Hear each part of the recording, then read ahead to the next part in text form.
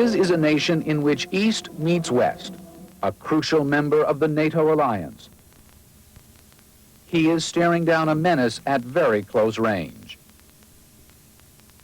Turkey's President Turgut Özal has told Saddam Hussein his troops must withdraw from Kuwait. Turkey's alliance with the West and the possibility of a second front against Iraq places Özal in conflict in Muslim Turkey and in danger from Iraq. His country sits on Iraq's northern border. For Turkey, war would be very close.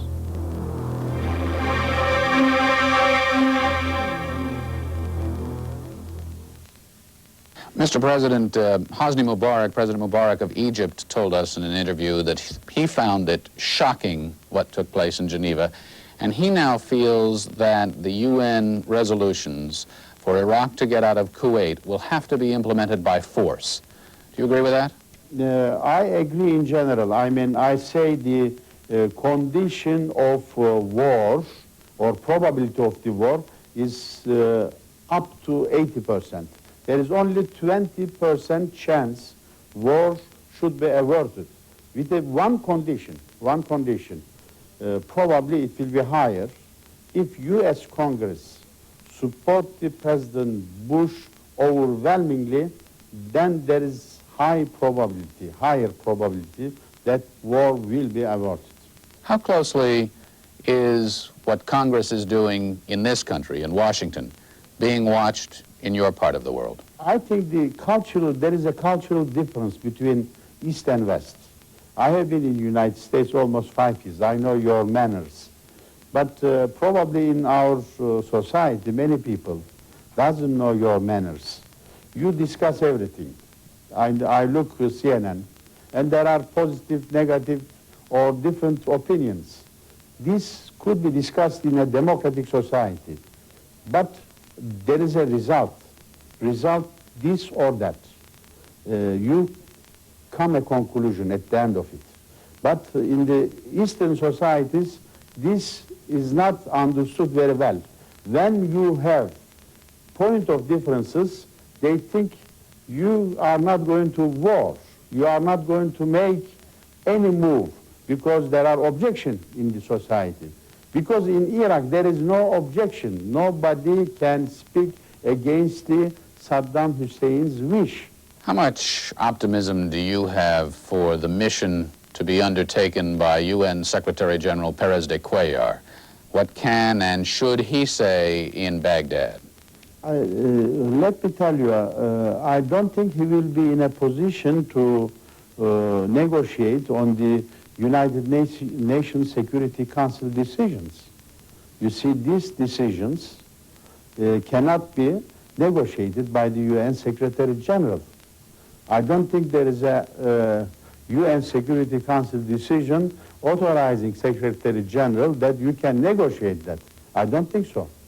Probably he will tell similar thing what Mr. Jim Baker told to Tariq Aziz. Much was raised in the press conference, for example, with Tariq Aziz about the Iraqi position on the Palestinians and the possibility of an international conference. Do you believe in your heart that if the rest of the world said, yes, we will have an international conference on the Middle East, that Saddam Hussein would withdraw from Kuwait?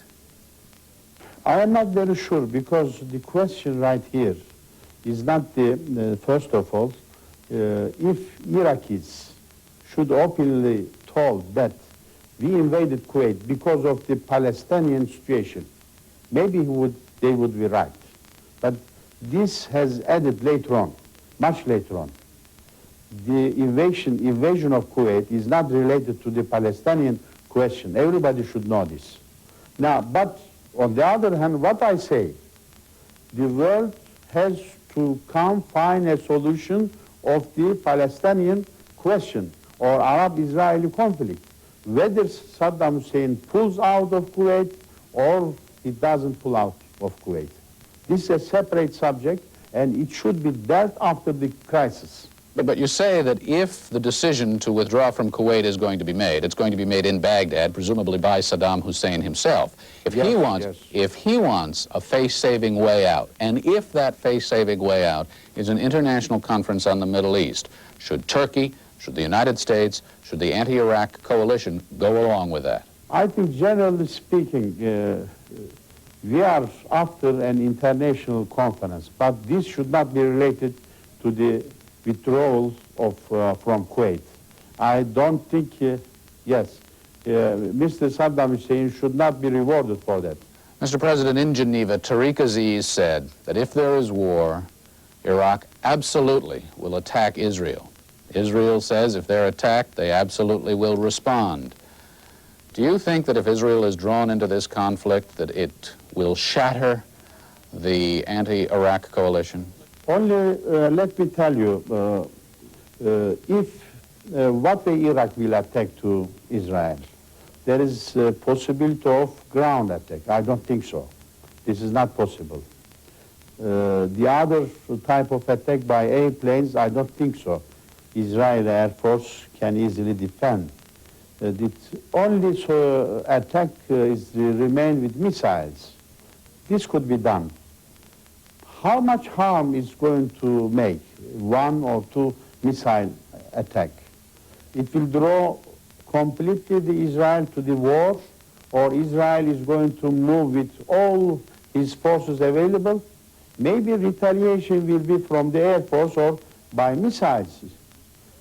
If Israel does not move or invade Jordan or any other Arab country, then I don't think the coalition will be disrupted. I understand. In your opinion, then, Israel has a right to retaliate as long as it is a proportionate retaliation? Is that what you're saying? Yes, not much wider retaliation. I mean, the attack is a missile attack. He should make a missile attack or airplane attack. That's all. Mr. President, let me move on to another subject that spins off of this notion of whether Israel gets drawn in, and that is whether Turkey will be drawn into this conflict. Is Turkey prepared, or do you believe that the Iraqis would launch a second front, or maybe even a third front, and in any way draw in Turkish forces? Let me tell you, you see, there are, we have already taken necessary decision according to our constitution from the parliament. If Turkey is attacked, Turkey could be drawn into a war. But if it is not attacked, Turkey should not be in a war. Excuse me, sir, are you saying then that under no circumstances would you permit a second front to be launched from Turkey short of an Iraqi attack upon Turkish soil? Yes, let me tell you, there should be no possibility if there is no Iraqi attack to Turkey, then there will be no second front. But I don't know what will happen if there is a massive attack on Iraq and the collapse of Iraq. What happens afterwards?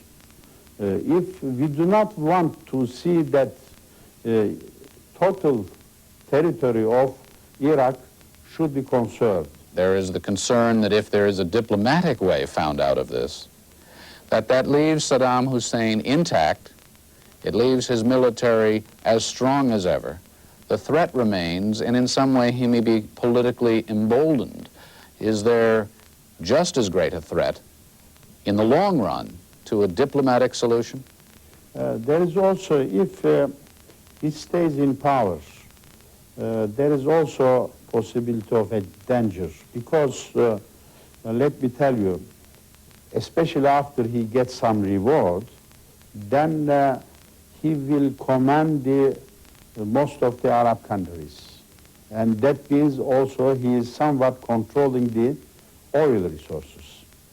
And this will be probably more dangerous situation for whole region. We don't see it difficult for us, but it will be very, very difficult for the rest of the world, especially for importers, oil importers, Europe and Japan, and partly United States. But you think the region could live with Saddam Hussein, even if his... I don't know whether, I am not very sure of that. I mean, that depends upon how he's going to be in power, with some more reward or without reward. That's difficulty. That is the difficulty in the... I am talking mostly after him, together with all countries in the area, should have a very good economic cooperation. President Özal, you have watched Saddam Hussein at close range for a long time. You're familiar with his actions. You watched him in the Iran-Iraq war. What do you think he's going to do? Two ways. One is he's going to pull out like he did with Iran. I think he lost what he gained in the 8-year war off. The second is the suicidal mission. Then even before the deadline, he may attack to Israel. Do you think war now is inevitable? And how do you think the world will react to this? Nobody likes wars. Wars, I think nobody wants war, we know that. But sometimes I always think when I study history, and you cannot escape the wars. Sometimes it became a necessity.